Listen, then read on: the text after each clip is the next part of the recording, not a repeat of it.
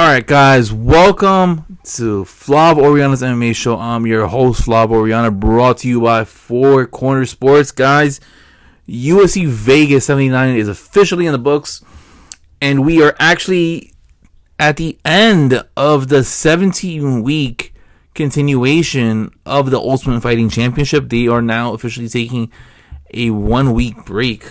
They went 17 weeks consecutively since right after Labor Day.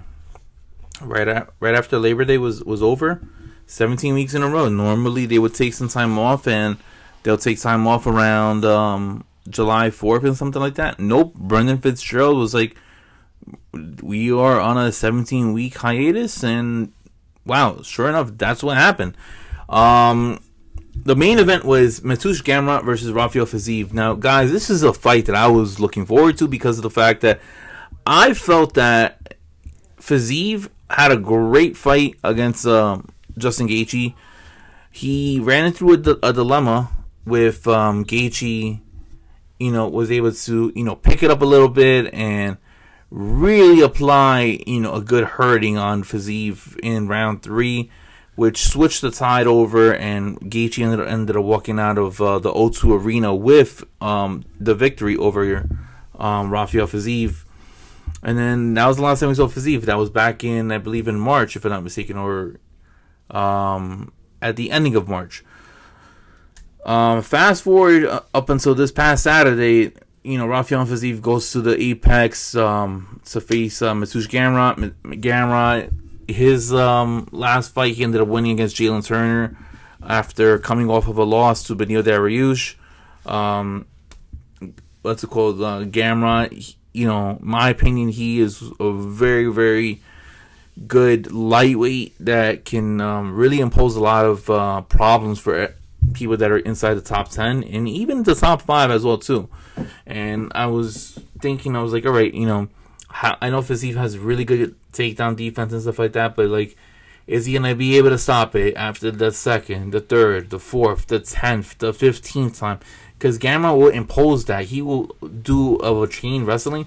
And yes, he lost the first round going in.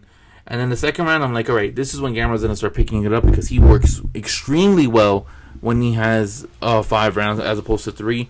He cranks it up a little bit more as the fights start progressing. And I'm like, all right, this is where he's going to start doing. Fiziev throws a kick. Gamrot blocks it with his elbow. Fiziev brings back the kick. And bam, falls down to the floor. I immediately had thought it was a sprained ankle, or I would have thought it was just a breakage of the ankle, because Fiziev ended up kicking his foot into Gamrot's elbow, and I thought that was possible. No, it was the plant foot, the foot that he had on the floor. That foot was the one that gave out, and it popped, I think it said.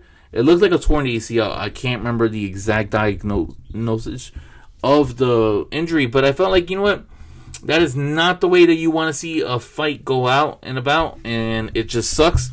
Gamrot ended up getting the victory. He got the victory as a version of a TKO. It sucks that I don't understand why MMA promotions, they can't just call it a no contest, because we don't know how the fight would have progressed, But that is neither here nor there. Gamrot, calls out Charles Oliveira. I actually love that matchup just because of the fact that if Charles loses against Islam Makhachev, then it comes to the question, I was like, what is next for Charles? What is he going to do next? Guys, I feel like there are a lot of fighters inside the top 5 that are avoiding the mass majority of fighters that are inside the top 15 in lightweight. And you have fighters like Grant Dawson, who's main eventing, I think, in a week or so against Bobby Green. Mateusz Gamrot, Arman Tsarukyan, all right. Jalen Turner is another one. There are fighters that are on the up and coming, and I just feel that a lot of these fighters are squatting on their own ranking, which is unfortunate. Michael Chandler, he's not fighting it this year because he's waiting for the Conor fight. He was told that he was going to have the Conor fight in December. That's not the case. It looks like is more than likely going to happen in the first quarter of 2024. You have, like I said, Dustin Poirier, who recently just ended up getting knocked out by Justin Gaethje in a BMF title fight. Benio Dariush losing to Charles Oliveira. Charles Oliveira, like I just said, just beating Benio Dariush.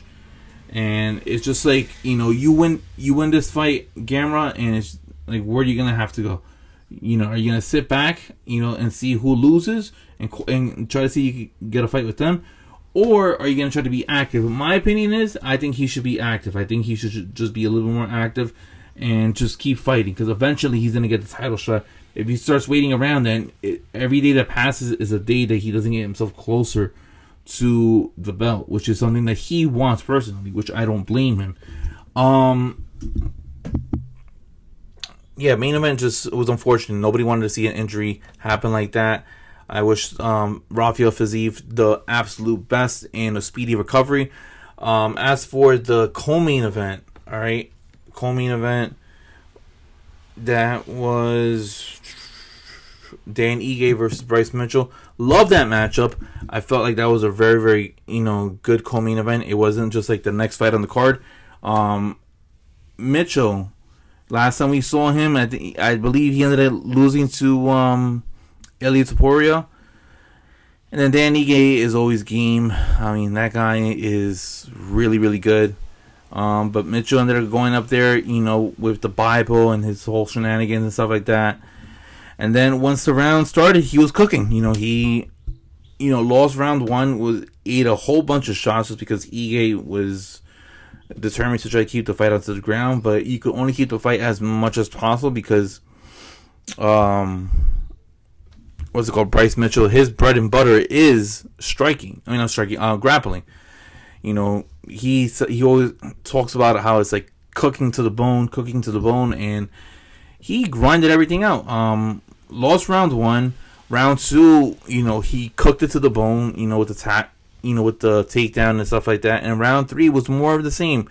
Bryce Mitchell wins 29-28. Then Ige takes another loss. For Ige, I don't know. I just feel like Ige is one of those guys that is going to have to, fight back a little bit, which is unfortunate. It's just part of the process. Who did I give? What's it called? Ige, because I gave him to somebody. I have him here down for my list. Give me 1 second. I gave Ige. Excuse me. Who did I give Ige? Lerone Murphy.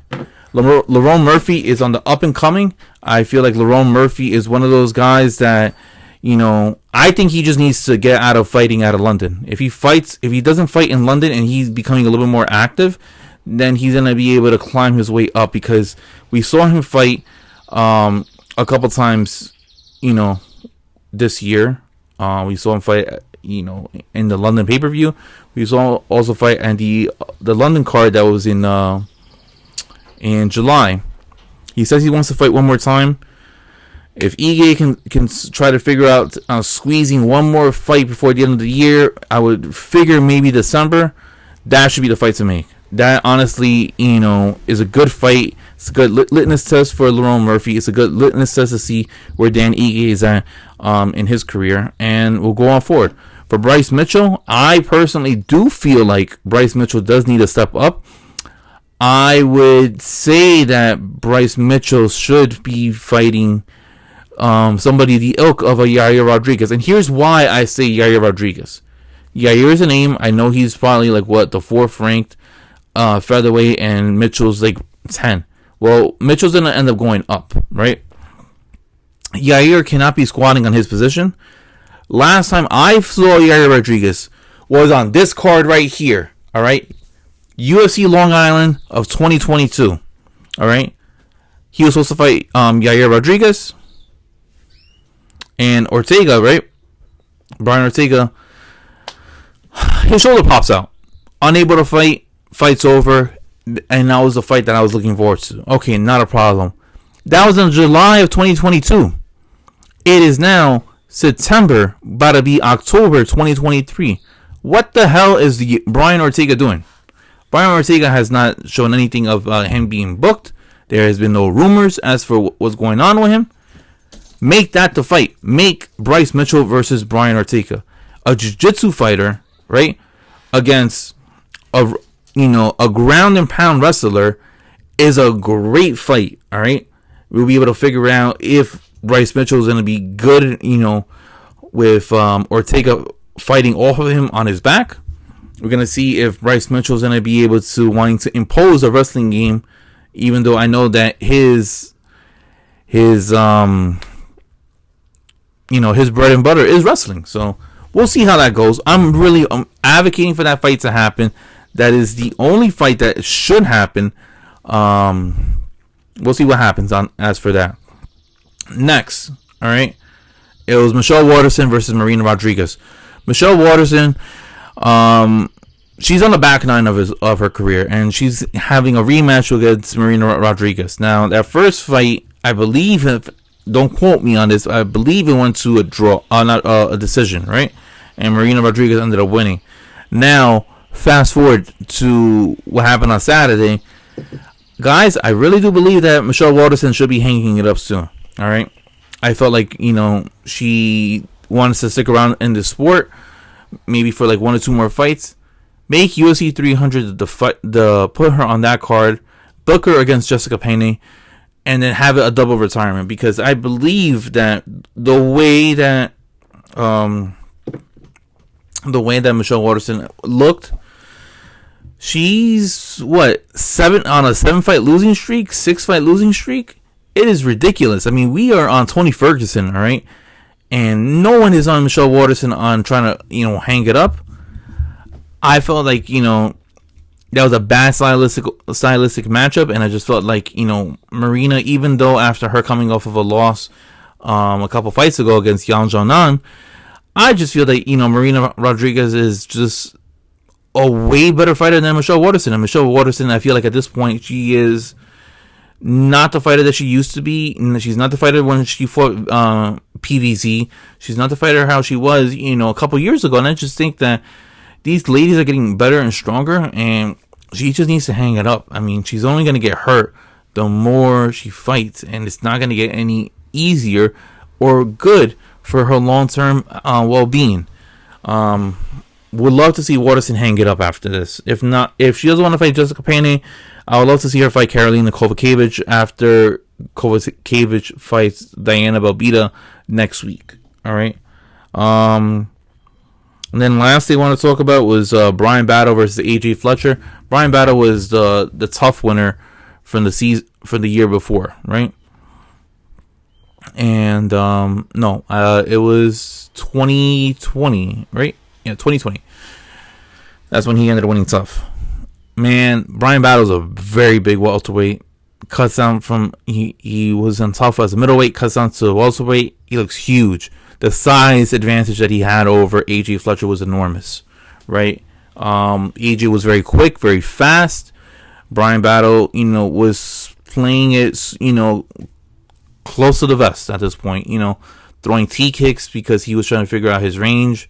Wasn't able to figure out the range, and I was favoring Brian Battle in round 1 up until AJ Fletcher throws a short, mean elbow, dropping Battle to the floor, hurting him, stealing round 1, and then in round 2, then you see Battle picking it up a little bit, recovers from getting knocked down in round 2, from round 1 to going to round 2, picks up the pace, starts jabbing, takes the back of AJ Fletcher, chokes him out, forcing a tap out.